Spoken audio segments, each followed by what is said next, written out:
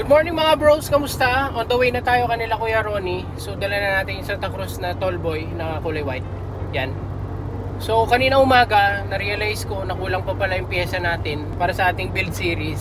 So kanina, naghanap-hanap ako dito sa local shops dito sa Tarlac ng Exit Tires. So nakakita naman ako pero technically late na tayo sa meeting natin kay Kuya Ronnie. So sorry ulit Kuya Ronnie. So kita-kits na lang tayo ulit mamaya. Yun mga bros, dumating na tayo dito sa kanila Kuya Ronnie. Yan na siya. What's up Kuya Ronnie? Baba lang namin yung mga gamit, then update ko kayo ulit, no? Yun. Ito na, nakalatag na guys. And then, okay na si Kuya Ronnie. Kuya Ronnie. Yun. Let's go. Start na tayo mag-build. So samahan nyo kami.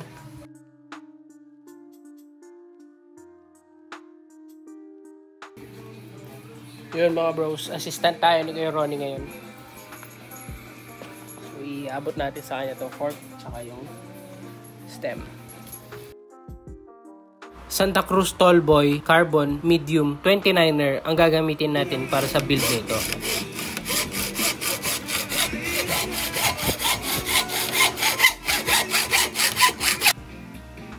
Ugaliin pala nating maglagay ng grasa sa tuwing magkakabit ng headset para maiwasan ang pagkalawang at mas lalong tumagal ang buhay ng mga pyesa.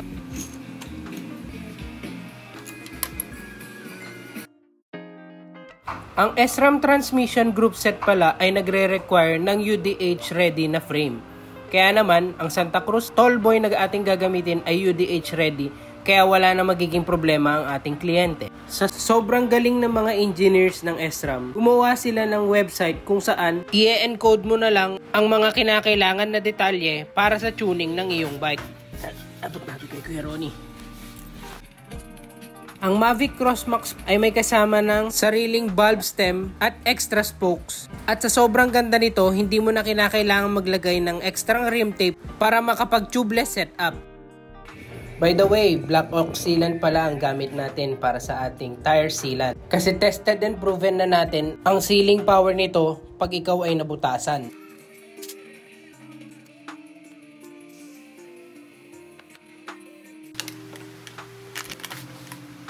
Sa sobrang silent gawin ng Santa Cruz, inabot na kami ng lunch break kaya naman umorder na ako ng pagkain namin ni Kuya Ronnie.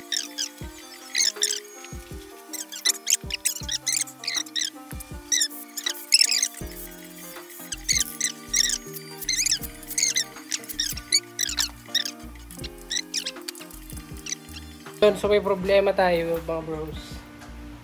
Naiwan ko yung lever ng dropper sa bahay. So no choice, ako magkakabit mamaya. Tatry ko ikabit. Sana may ikabit ko. Ano ko ba to? Alam silang bigyan ng tip na to. Yung magagaling dito sa mismong Magura.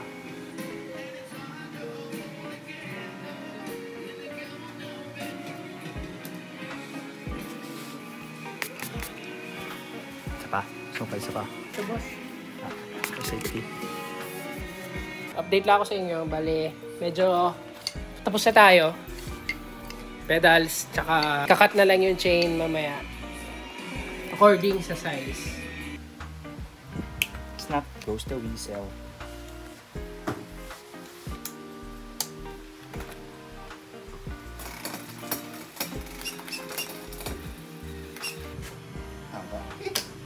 You know, so iti-test fit ng mechanic.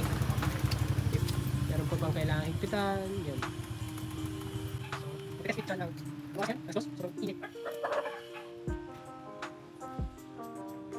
Manya.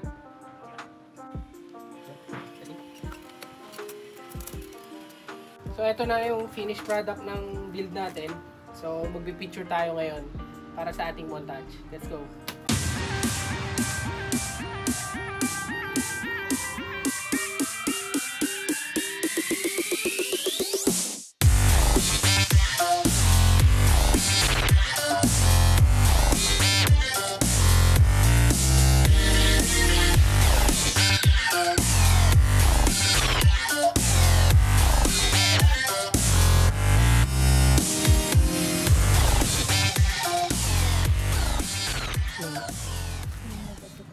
Sana nagustuhan nyo ang video natin na ito. And salamat pala sa patuloy na pagtangkilik at sa pagsuporta sa amin at The Biker Bros PH. Sa lahat ng gustong bumili at magpabuo ng ganitong klaseng build, feel free to message us at The Biker Bros PH o kaya dito sa page natin. Again, keep safe, ride safe. Salamat!